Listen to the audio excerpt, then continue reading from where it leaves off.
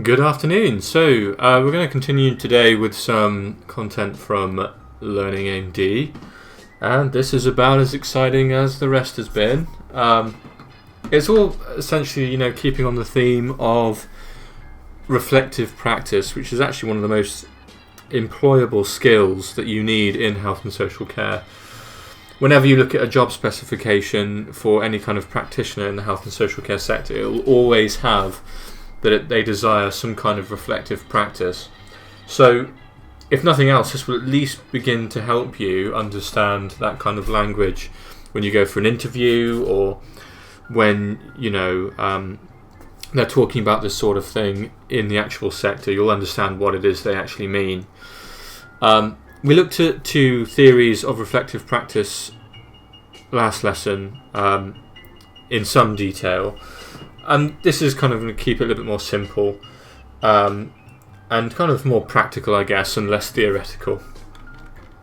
So one of the biggest aspects of being a reflective practitioner is going to be your continued professional development. This is going to be keeping you updated with the relevant information, the skills, the training that actually you'll need on a day-to-day basis throughout your working life. In the health and social care sector, things never really kind of stay in one place. Things will always be updating. Legislation changes. The different scenarios in your setting will change. So really, it's important to stay on your toes, and continued professional development will help you do that. But it will also help you in your reflection as well, because it will show you areas where you hadn't actually previously considered in your reflections. It will offer you more information, more skills, more training, and more knowledge. It will also be incredibly important for CVs, because any kind of CPD that you can put on your CV for a prospective employer will show that you really take your career seriously and that you really wish to improve your work and your care. So really do take these opportunities not only on your work experience, but also as you go into your career. Now, the way that we can really kind of use continued professional development is also tied to what we would call general feedback. When you look back through your work experience log, or hypothetically if you've done it, you would notice actually that there are places where your tutor or your work experience supervisor have given you praise. Now, this is actually a good thing. You have to make sure that you record and keep a note of any kind of positive feedback.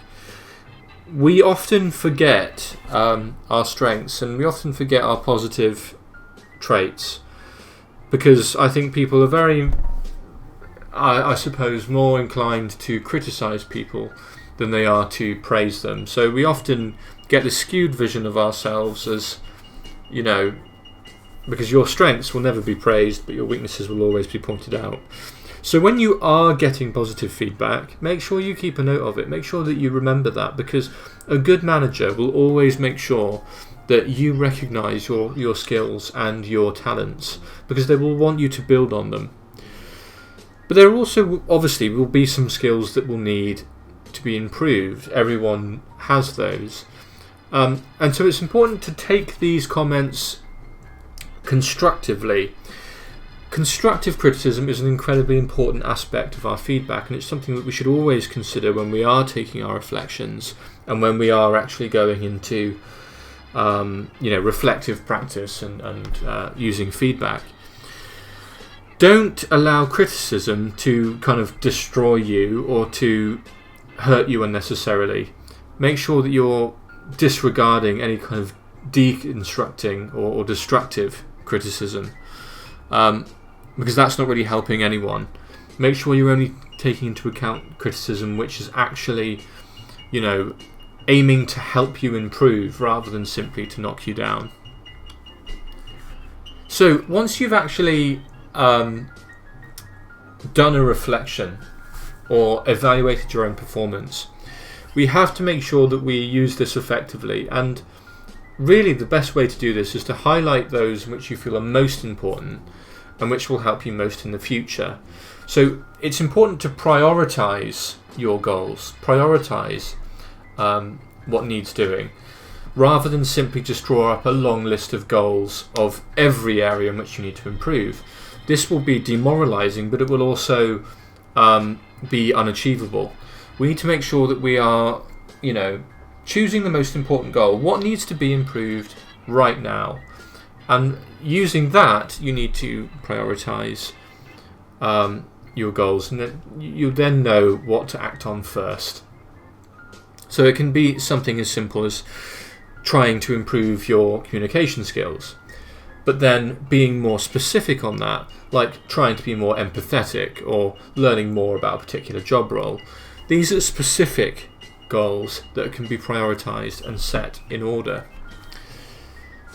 So then, once we've kind of made these reflections, we know what our priorities are, we know our strengths, we know our weaknesses, etc., etc.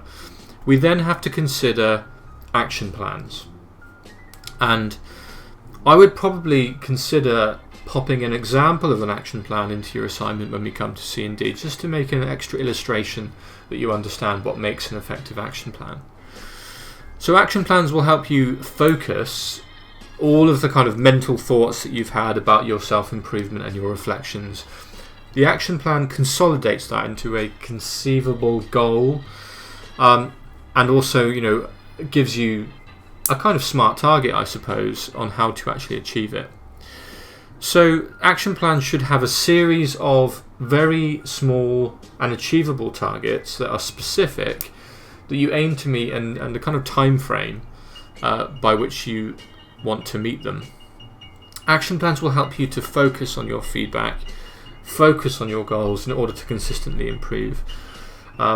If you just kind of take the feedback and then don't build an action plan on top of that, then you may not know any kind of specific way in which you've met that feedback, or you may not actually know a specific way on which to act on it.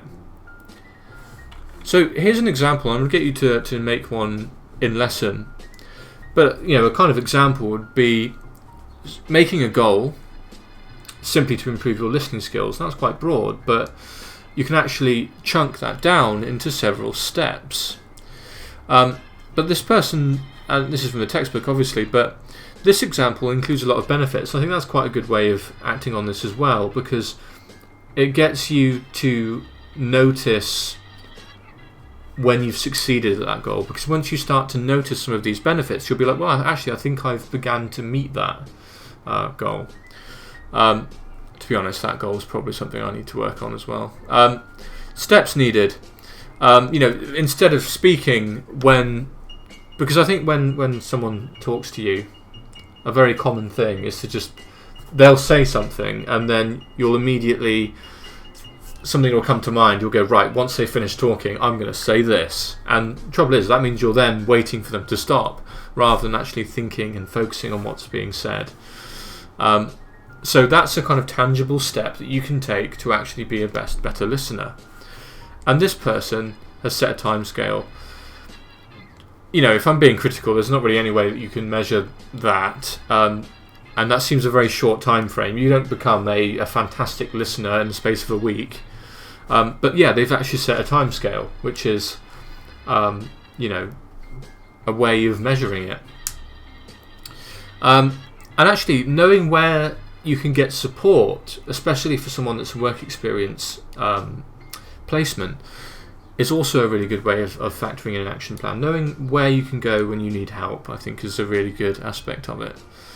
And yeah, that's kind of it really for today. I want to keep it fairly straightforward, because next week we'll be in college and things will be a little bit easier and more manageable. So we'll reconvene then.